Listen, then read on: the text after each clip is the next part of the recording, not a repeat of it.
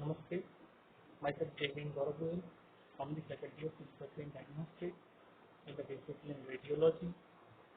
Today we are going to discuss on the session isodose curve, that is particularly important for the subject radiotherapy and the hospital administration radiotherapy in VSRC section. Let me discuss about the isodose curve. An isodose chart for a given beam.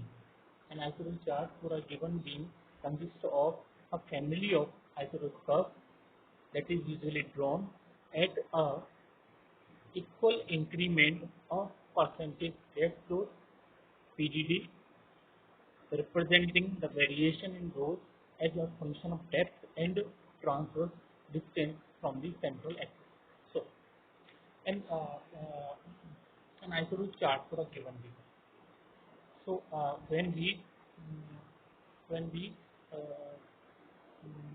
draw isodose curve for a different beam, for a single beam at a different depth, then when we match these isodose curves, then uh, isodose chart isodose chart will make from the isodose curve matching. Okay, isodose curve usually drawn at equal increment of PDD, percentage depth growth. Percentage depth growth means a ratio of dose at a reference depth and at a given depth. So there is a percentage of the ratio of a dose at a reference at a given depth divided by the at a reference depth. Okay, so that is the percentage depth curve. So isodose curves are drawn at a equal increment of PDD, like 100%, 90%, 80%, 70%, or 60%. So from the below of the human skin surface to top, the PDD is increased. Okay, so and as well as representing the variation dose as a function of depth depth uh, uh, depth from the skin surface and transverse distance from the central axis, transverse distance from the center to transverse distance from the center to towards the edges. Okay, so the depth dose value of the curve are normalized either at the point of maximum dose on the central axis or at a fixed distance along the central axis in a irradiated mode. Okay. So the depth dose value of the isodose depth dose value of the isodose curve are normalized either at the Dmax or at a certain distance from the Dmax. Okay, in irradiated medium or human body surface. Okay, or a phantom. The chart in first category are applicable when the patient is treated. When the patient is treated at a constant SSD. When the patient is treated at a constant source to surface distance, then the first category of chart or curves are applicable irrespective of beam direction. It doesn't depend on the beam direction. Okay. The next one is the in second category.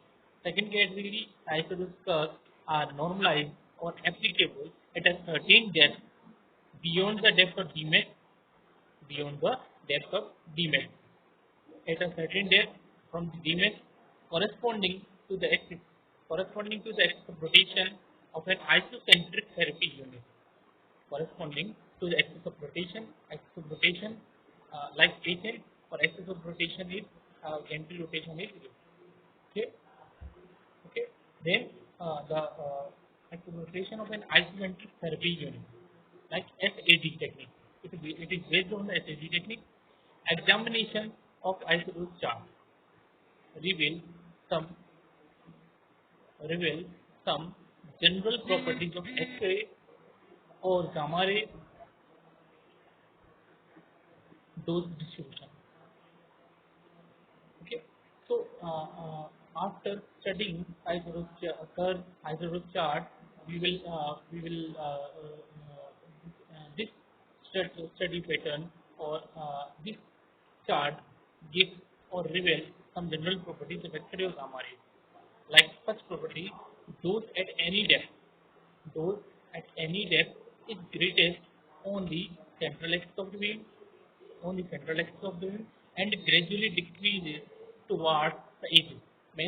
Means other if this is the central axis and these are the edges of the surface, then the greatest dose at received at the central axis and gradually decreases at any jaw or any edge of the beam, with the exception of some linear experiment. There is an exception of linear experiment which exhibits area of high dose of horn. There is an area of high dose receiving of horn near the surface in the periphery, near the surface in the periphery of the field. Okay, so this is the exception in the second finding.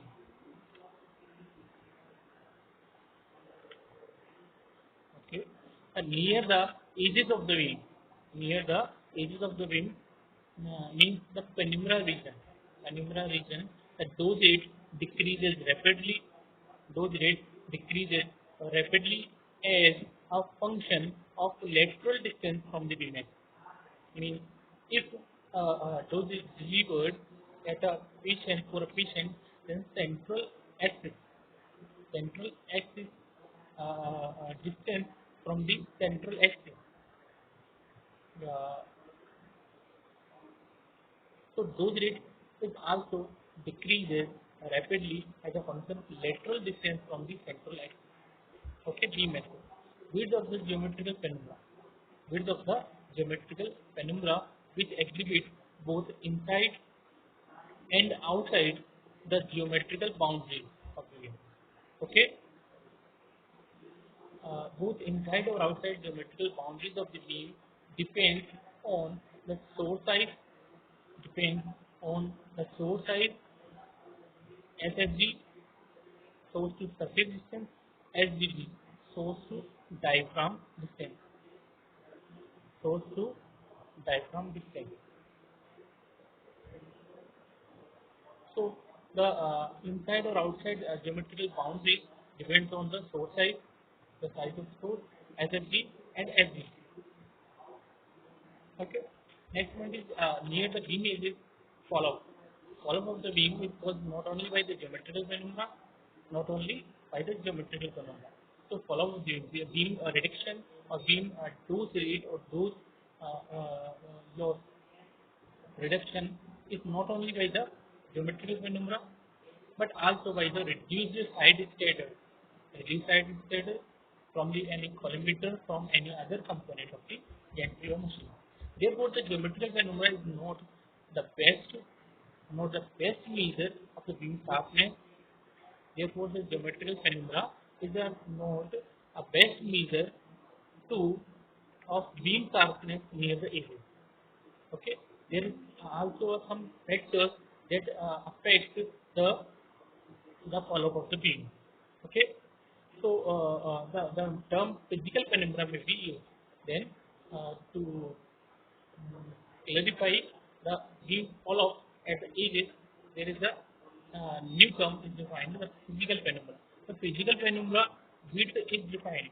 Physical penumbra width is defined as the lateral distance between two specified isotopes curve. Between the lateral distance of these two specified isotopes curve at a specified depth. Okay. So, the physical penumbra is used for in the case of uh, uh, uh, to to find follow-up of the beam or establish the relation between the follow-up of the beam between two isotopes curve. Okay. Next one is outside the geometrical limit of the beam. Geometrical limit of the beam and the penumbra. And the penumbra the dose variation is the result of side state. Dose variation is the result of side stated from the field and both leakage. Side stated from the field, radiation field, and both leakage and scattered from the collimator system.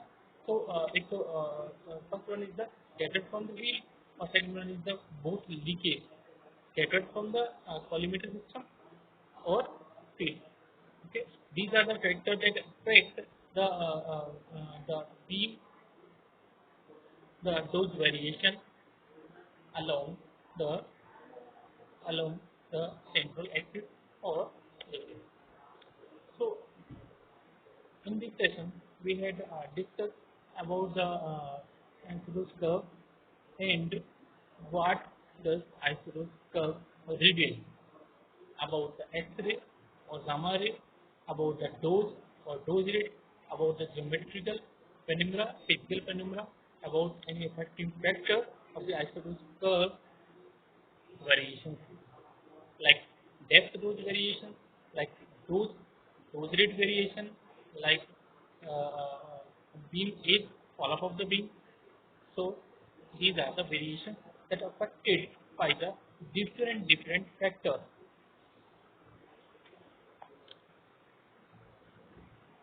different factors.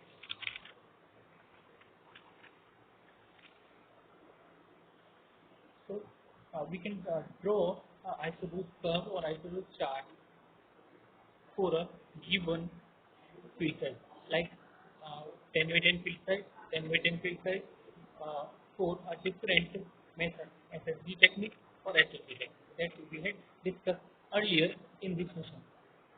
In SSG technique, source surface distance, source and tumor axis distance. There are two types of technique that is used for different normalization or different isotope curve or charting.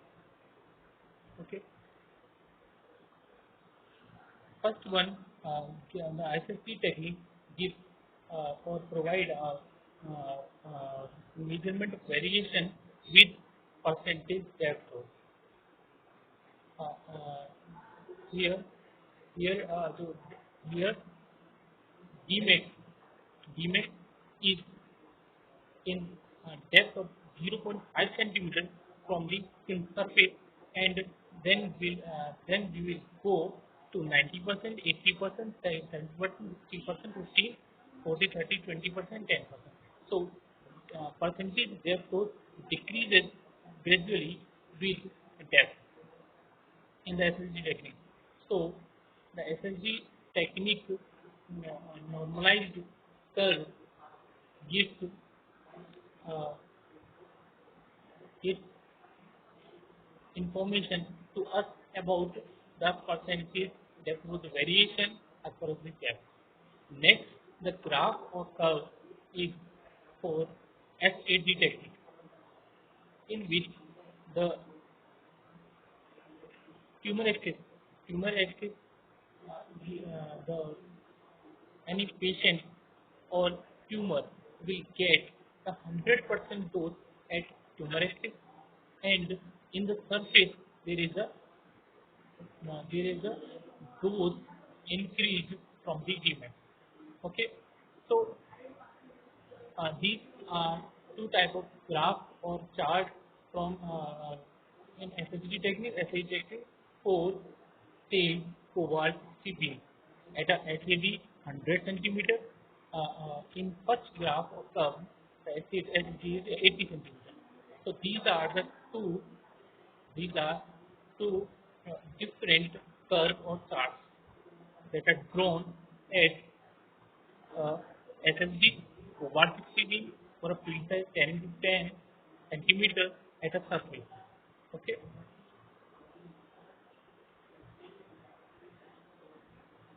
So next we are going to discuss about the dose profile. Dose profile at depth showing variation of dose across a field.